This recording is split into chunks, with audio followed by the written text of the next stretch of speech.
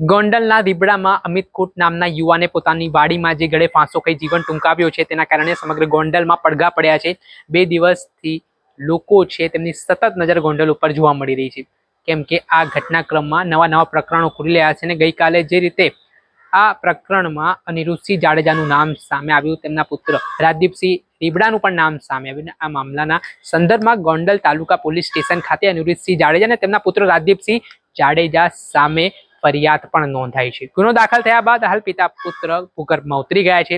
ત્યારે આ સંદર્ભમાં છેલ્લા 16 કલાકથી વધારે સમય છે તે અમિત કુટના પરિવારોએ મૃતદેહ સ્વીકારવાનો ઇનકાર કર્યો હતો અને તેમની એક જ માંગણી હતી કે જ્યાં સુધી આરોપીઓની ધરપકડ કરવામાં નહીં આવે ત્યાં સુધી તેઓ મૃતદેહ નહીં સ્વીકારે। ત્યારે મામલાને લઈને મહત્વના સમાચાર મળી રહ્યા છે અને હવે પોલીસે જે ખાતરી આપી છે, નિષ્પક્ષ તપાસની જે વાત કરી છે તેને લઈને અમિત કુટનો પરિવાર માની ચૂક્યો છે અને તેમના મૃતદેહ સ્વીકારવાની વાત કરી છે।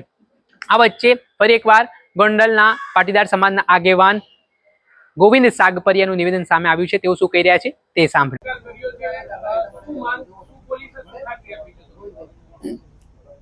અમિતના પરિવારને બધાને બોલાવીને બધા લોકોની સાથે હેડ પોલીસ ડિપાર્ટમેન્ટે એમના ઓફિસરને મોકલા અને કીધું કે ભાઈ અમિતને ન્યાય મળશે એની 100% ખાતરી રાખો અને તમે આ બોડી સ્વીકારો। અમે તમને દરરોજના રિપોર્ટ આપશું ક્યાં કેટલું અમે આગળ વધારીએ, અમે આમાં કચાશ નહીં રાખી, તમે અમારી ઉપર વિશ્વાસ રાખો અને આ કામ જે તમે જે ચિંતા છે એથી વધારે ચિંતા અમારી છે। નાના છોકરો મૂકીને જ્યારે આપઘાત કર્યો છે એટલે અમે એમાં પૂરેપૂરો સહયોગ આપશું અને સાથે જ આખું પોલીસ ડિપાર્ટમેન્ટ ગોંડલ અને રાજકોટ જોડાઈને અમે તમને વિશ્વાસ આપી છે, તમે આ બોડી અત્યારે લઈ લો અને અમે તમારી સાથે છે, કાંઈ પણ પ્રોબ્લેમ હવે નહીં થાય અને જે અમારે તપાસ કરીને એફઆઈઆરમાં જેટલા નામ છે ને એને અમે કોઈ હિસાબે છોડવાના નથી। ગમે એ સ્થિતિ ઊંધા ચીતા થાય અમે એને પહોંચી વળશું એટલો વિશ્વાસ રાખો। એ 50-100 જણા જે હતા એના ટીમમાં એના બધા અત્યારે એમ કીધું એટલે બોડી પરિવારે સ્વીકારી છે અને એની 5 વાગે એની સ્મશાન યાત્રા રીબડાથી નીકળવાની છે અને આજુબાજુના બધા ગામના માણસો એ સ્મશાન યાત્રામાં જોડાવાના છે। એટલે આ રીતે ડિપાર્ટમેન્ટ આને વાત થઈ છે।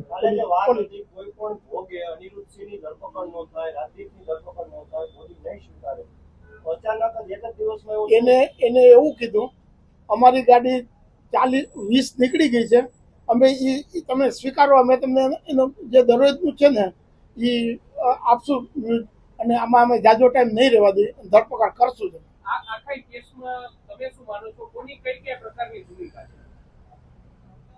આમાં આખી ભૂમિકા છે ને, આખી ભૂમિકા ટોટલી આ જે કેસ આખો ઉભો થયો છે એ આખી અનુરૂધથી એને કાંઈ પણ મુદ્દો એને લાગે કે આપણે ધાર્યું નથી થતું એટલે એ માણસ ઉપર કઈ રીતે એટેક કરવો ને એ બુદ્ધિથી ક્રાઇમમાં આપણા આખા ઇન્ડિયામાં એના જેટલું ક્રાઇમ જે સમજવાળું કોઈ નહીં હોય, એ 15-18 વર્ષ જેલમાં રહીએ ને એ ક્રાઇમના એક પોઈન્ટ જાણી ગયા, બુદ્ધિથી ન જ મારવાનું કામ।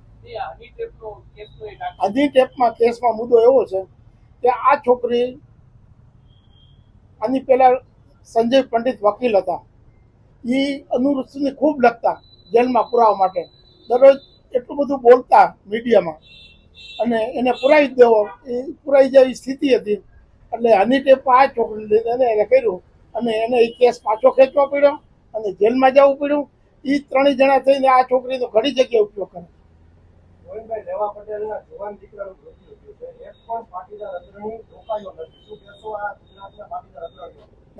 એ વાત સાચી છે, અમે કોઈને હજી ફોન કર્યા નથી, જે સ્વેચ્છા આવ્યા હોય એ આજે શામજીભાઈ ખૂટને બીજા 4-5 મિત્રો આવ્યા હતા આગળથી, અમે મીડિયા સિવાય કોઈને આમંત્રણ આપ્યું નહોતું કારણ કે પરિસ્થિતિ હતી આ બધી।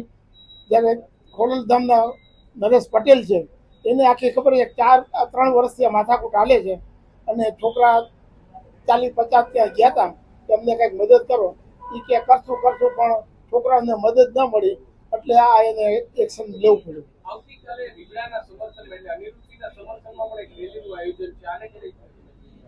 એ મને ખ્યાલ નથી કઈ રીતે એ લોકો ગોઠવું છે, જે થવાની હશે તો મને એનો આઈડિયા નથી, એ થશે તો આમે અહીંયા થશે। આપણે સાંભળ્યા હતા ગોવિંદ સાગપરિયા, તેઓ અનિરુદ્ધસિંહ જાડેજાને આ ઘટના પાછળ જવાબદાર માની રહ્યા છે. તેમના ગંભીર આરોપ સામે આવી રહ્યા છે અને જે ક્રિમિનોલોજી ભૂતકાળમાં અનિરુદ્ધસિંહ જાડેજા ધરાવે છે તે બાબતને લઈને પણ તેઓ ગંભીર આરોપ કરતા જોવા મળી રહ્યા છે. ત્યારે આ મામલા સંદર્ભે પોલીસે પણ તપાસના ચક્ર ગતિમાન કર્યા છે. ત્યારે હવે પોલીસ તપાસમાં આગામી દિવસોમાં શું ચોંકાવનારા ખુલાસા થાય છે અને જે પીડિત પરિવારની માંગ છે તે માંગ મુજબ પોલીસ હવે આગળ કાર્યવાહી કરે છે કે કેમ તે જોવું રહ્યું. દર્શક મિત્રો, એન કવરેજ ન્યૂઝને આપ લાઈક કરી લો, સબસ્ક્રાઇબ કરી લો અને શેર કરવાનું ભૂલતા નહીં.